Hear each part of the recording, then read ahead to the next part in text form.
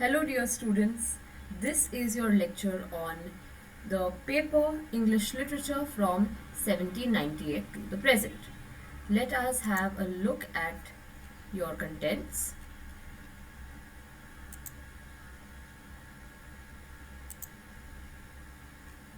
So here are your contents for this. You have, the last time we had looked at the whole contents, we have done the first poem. This is by Elizabeth Barrett Browning, The Cry of the Children. Now we are going to look at Alfred Lord Tennyson and his work from In Memoriam. I envy not in any moods. So, let's have a look at that. Alfred Lord Tennyson. Alfred Lord Tennyson को देखकर मत लो tension. Yes, you got that right. Let's see, let's make it very simple for you. Don't think of him as a very big Mahan poet that you must be scared of. No, you must think of him as someone simple whom you can know about and learn about first. So, let's see his birth and early life. He was born in 1809, Lincolnshire, England. His education, he attended the prestigious Trinity College, Cambridge, where he joined the literary club known as the Cambridge Apostles. बाप रे, सुनने में ही बहुत बड़ा लग रहा है, but yes, he was part of that. So this Bhai Saab, Alfred Lord Tennyson, was part of the Cambridge Apostles when he was in college. Then you have his works, his very early works. He published his first poetry collection, the poems, chiefly lyrical, in 1830, and here it was here itself that he started showing promise as a writer. मतलब starting में ही दिखा दिया भाई कि मैं बहुत बढ़िया writer हूँ, आ गया हूँ और अब मैं अपना जलवा दिखाऊंगा. Now we have the influence of personal tragedy.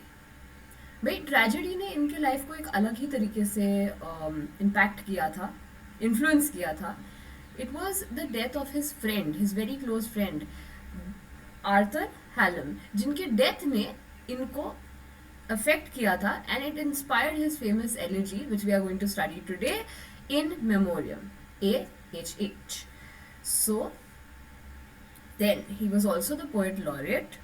He had succeeded William Wordsworth as the Poet Laureate of England in 1850 and served for 42 years, the longest tenure in the British history. अब देख लेते हैं भाई साहब के famous works.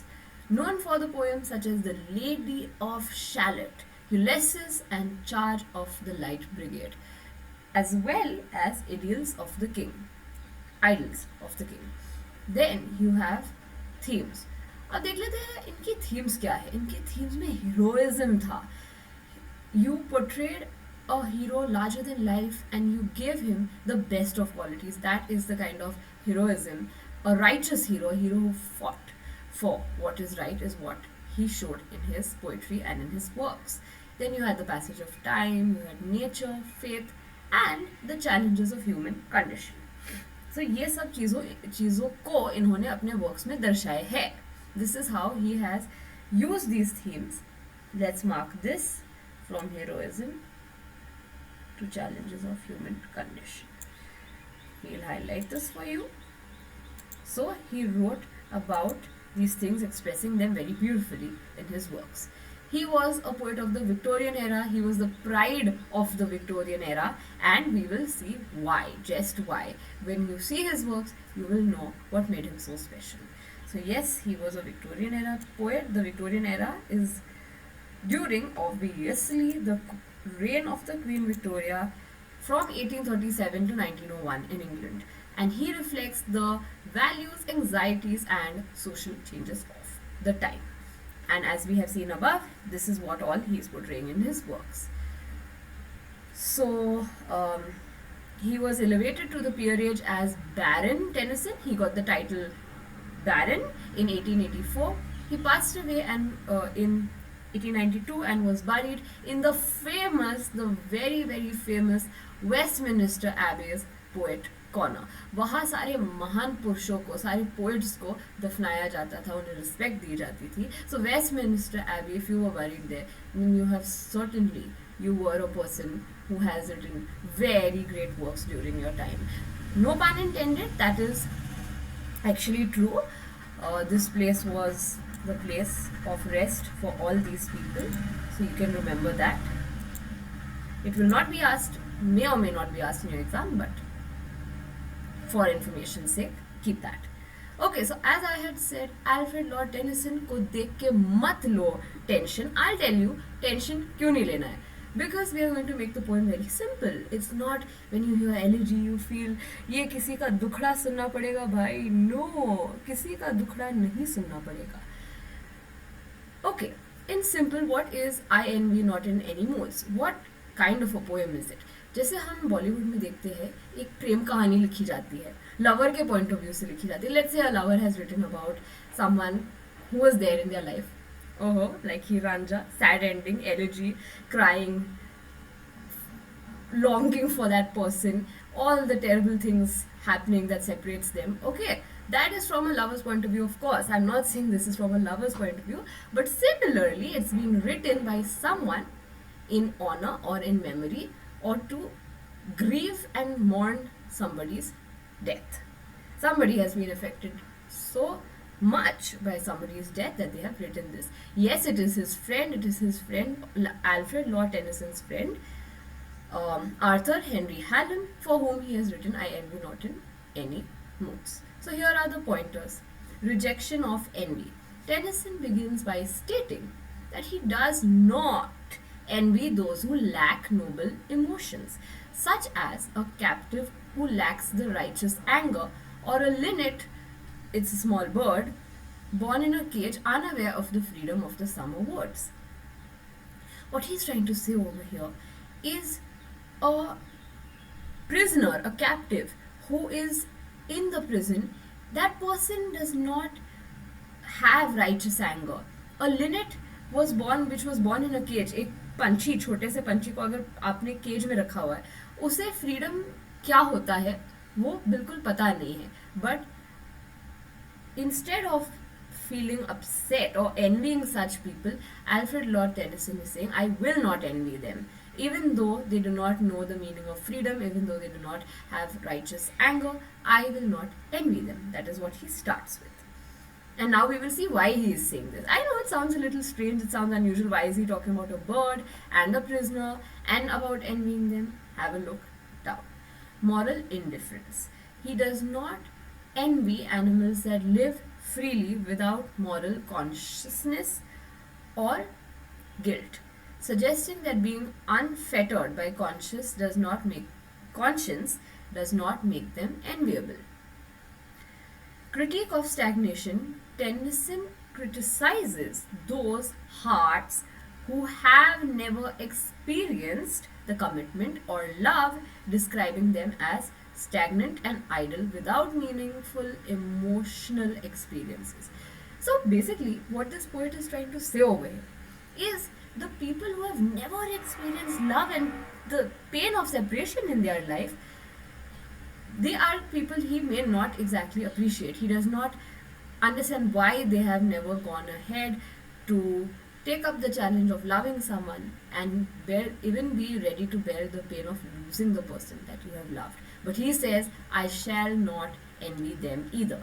I shall not be indifferent to them either. Although I may not like that, I will spare them the act of being indifferent or envious towards them.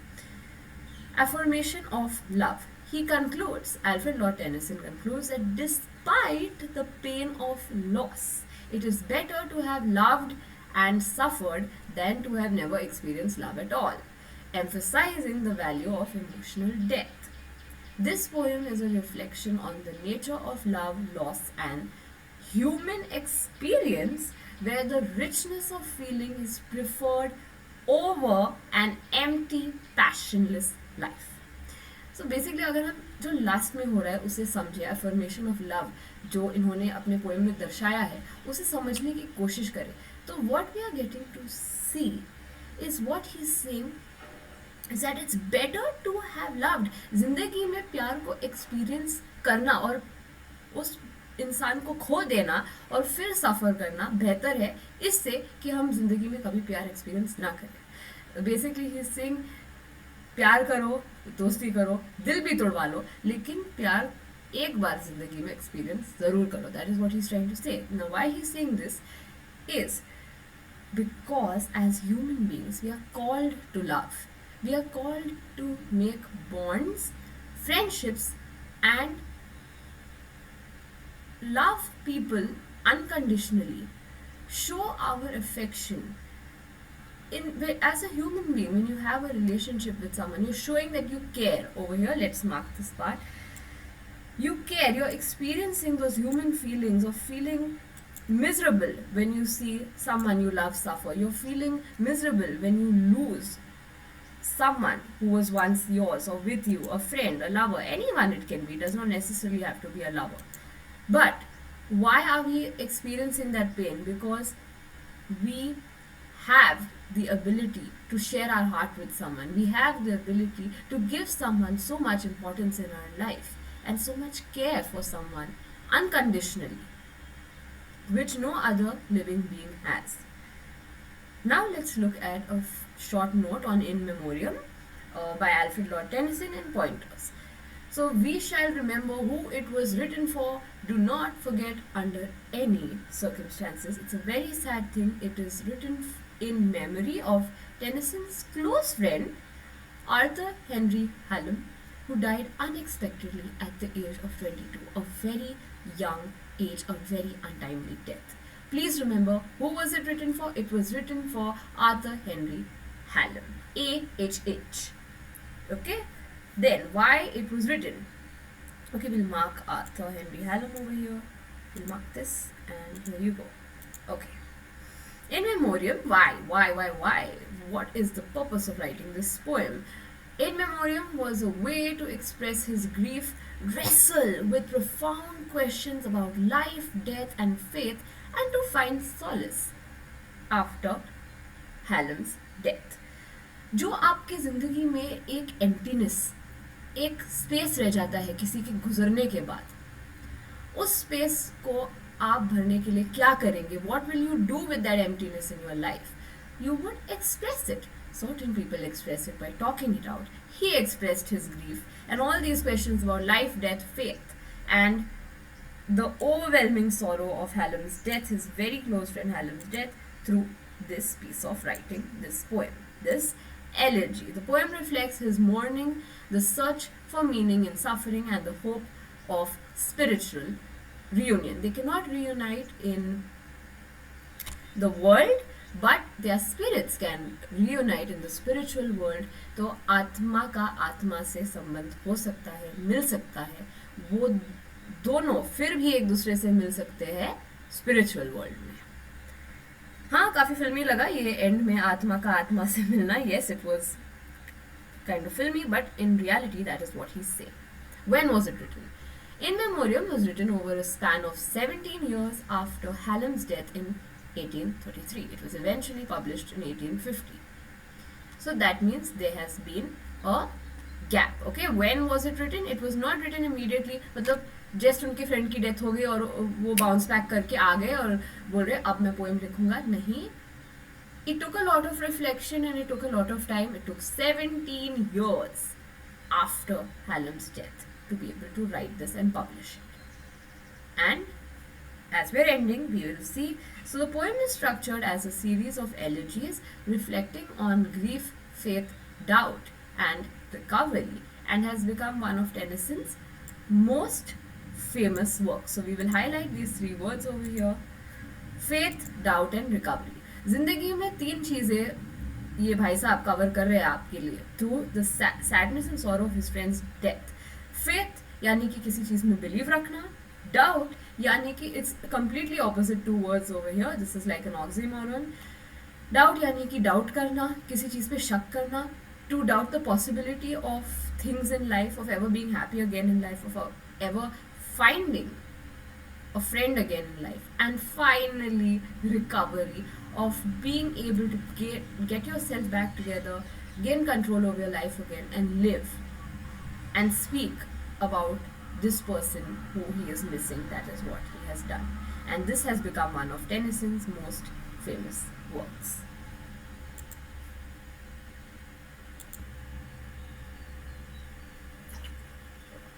Okay, Now we have a few last pointers which are very important pointers for the poem In Memoriam by Alfred Lord Tennyson, and as we end this lecture we will have a look at these. So the first is the speaker's reflection on envy. The people who are ignorant, this is what the poet is saying, of true suffering or emotions, even though they are completely ignorant of such emotions, the speaker does not envy them. He mentions a man that is imprisoned and a bird that is in a cage. Both of these things have one thing in common. The imprisoned man and the bird in the cage, they both are devoid of freedom. They both do not have their freedom. So he says that all of these people are unaware of the greater experiences or feelings. The speaker expresses no jealousy towards these beings, implying that ignorance of life's pain is not a blessing. He says what he's trying to say over here is that these people don't even know, they have no idea about what heartbreak is, about what losing someone is. ये लोग तो बस अपने life में कहीं खोए हुए हैं, इन्हें कुछ पता नहीं, बस जी रहे हैं जीने के नाम पे, लेकिन इन्हें प्यार क्या होता है, दोस्ती क्या होती है, उस प्यार को खोना क्या होता है, उसका दर्द क्या होता है, इन्होंने कभी एक्सपीरियंस नहीं किया है. So what he's trying to say is that it is better to have loved and lost. Do remember this line, it's a very, very beautiful line. It is better to have loved and lost than to have never loved at all. Let's say that again. It is better to have loved and lost than to have never loved at all. What he means is, in your life, in anyone's life, take a chance, go ahead, make friends, have the courage to care for someone, to love someone, to go beyond yourself as a human being, not just thinking about yourself and your own selfish little desires. Think about others around you. That's what he's saying. And have the courage to form close bonds with your friends. And he says that it's better to have experienced that kind of love in your life and lost it and experienced the pain of it than to have never loved at all, because the person who has never loved at all is oblivious of these feelings. He's in his own world. He does not know anything. So don't be that way. This affirms the value of deep emotions despite their accompanying suffering. Whenever you love something, remember, love a thing, love a person, love for anything will ask for a price in return, and that price that you pay will always be suffering, but still have the courage to go ahead and show that love. Then you have the questioning of nature's care for life. The speaker had argued that nature cares only about the survival of species, not individuals. However, the speaker questions whether nature even cares for the survival of species. He quotes nature depicted as a female figure who states that she does not care about the survival of species or gives and takes life at random. Now, we must not forget that we are speaking about somebody who has lost a very dear friend. That is why he is questioning nature, whether she has a heart or not, and whether she will spare anyone or not. That is just a grieving heart. जिन्होंने ये दर्द देखा है वही समझ सकते हैं, वही इस तरह के सवाल पूछते हैं. So that is what you're getting to see over here.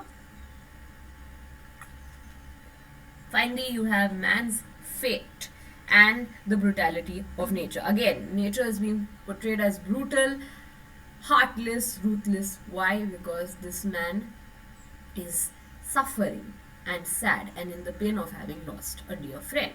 The speaker questions the fate of man who prays and hopes in the love of God, while nature is indifferent and brutal.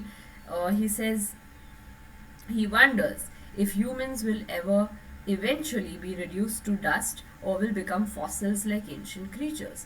This thought leads to the speaker to view the human condition as even more frightening than the fate of prehistoric animals.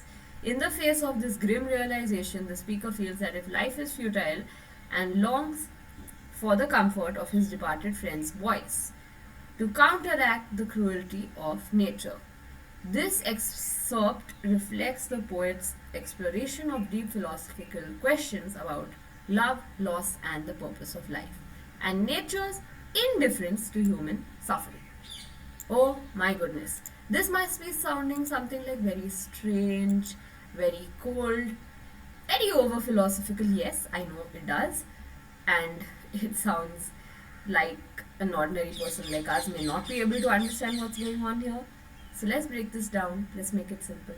Basically, what he's saying is that nature is cruel. He finds nature cruel. Why? Because nature took his friend from him. The kind of death that his friend has had is an untimely death. So that is why he feels nature is responsible for all of the suffering, and he says that man is hoping and prays for the love of God, but nature is brutal. I know you must be thinking, भाई ये क्या चल रहा है? Why is this man going on?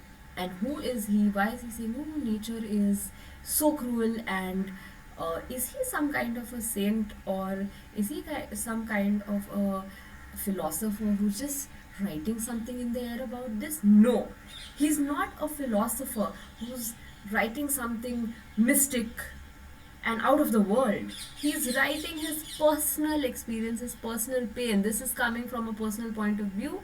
This is not born out of philosophy. This is born out of personal experience. And basically, he, as I said, he has lost a very dear friend, and that is why he's questioning nature and talking about man's fate at the hands of nature, and how nature brings people and species to an end, and that has made him very sad, that has brought a lot of pain to him. And we will end with this beautiful line, remembering this poem in memoriam by Alfred Lord Tennyson, written for his very, very dear friend Arthur Henry Hallam. He says, it is better to have loved and lost than to have never loved at all. Very much seeming like a Bollywood line straight out of some Bollywood film. प्यार करके प्यार को खो देना बेहतर है कभी प्यार ना करने से. Oh my goodness, don't take it that way. Please excuse the filmy line over here, but we shall remember on a serious note that this is what has been given by a poet, a very important Victorian poet, who has expressed his deepest and most painful loss in the form of this very beautiful poem. Thank you so much for listening. All the best for your written exams. I hope this was helpful. Thank you, and see you in the next lecture.